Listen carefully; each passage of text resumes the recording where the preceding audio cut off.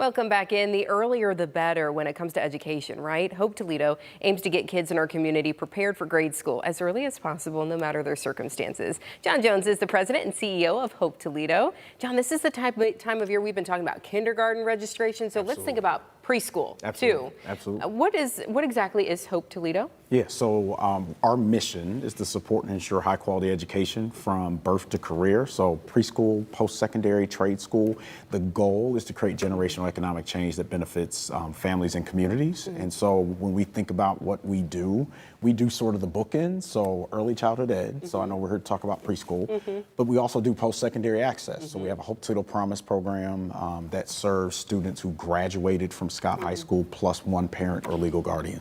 That was so wonderful when that was gifted to the community. It was huge. Those scholarships. It was huge. But it starts young. Yeah. We have to get these kids ready for kindergarten because we find that in many cases they're simply not prepared, not ready to enter kindergarten. Absolutely. And the data tells us that in Lucas County, less than 30%, so right around 29.7% of children enter kindergarten at the demonstrating level, which means they have what, is required for them to be able to be successful in kindergarten. But that number is a countywide number. So if you look at school districts across the county, City of Toledo, Washington Local, Sylvania, Maumee, you can start walking the list. They all have different numbers, but literally in Toledo, less than 20% of our kids are at the demonstrating level on the KRA. So we got to get them into preschool, pre-K. Yeah. And how does Hope Toledo help do that? Yeah, that's a great question. So we work with community-based providers right now in partnerships. We've got about 20 different community-based providers who are our partners,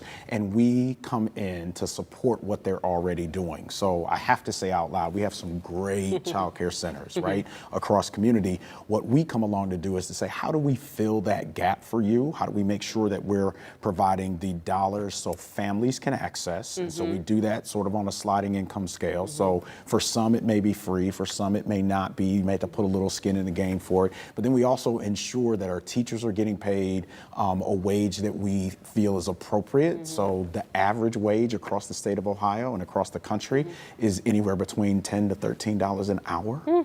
For a person who is working in early childhood education. And for me, that is abysmal, just being very honest. And so we work to make sure that we increase that. But then we also provide professional development and things of that nature, as well as through partners like the YW, CA, and Toledo Early Learning. We help to provide technical assistance and back office support for the business, so the business can be better, because if the business is better, they're able to provide some better outcomes for our kids. The kids are going to do better. Absolutely. And God bless those teachers, because 4-year-olds. Man, listen.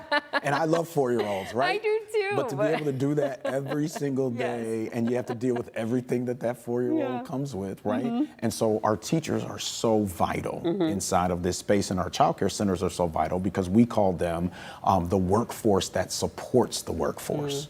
Without them, there literally is a challenge for individuals to go to work every single day. So a parent at home is watching, maybe a grandparent, providing childcare right now, probably for those little ones. 4 years old, what age are we talking? Is there like a cutoff date sort of thing with ages? Yeah, that's a really good question. So we try to focus on 4-year-olds because that's like the year before they can access kindergarten. We do serve some 3-year-olds as well. Ideally, if I had my wish list and we had all the money in the world, we serve 3s and 4s. So now they get 2 years of that preparation, which makes it even better. We know that 95% or more than 90% of a child's brain is developed by the time they turn 5.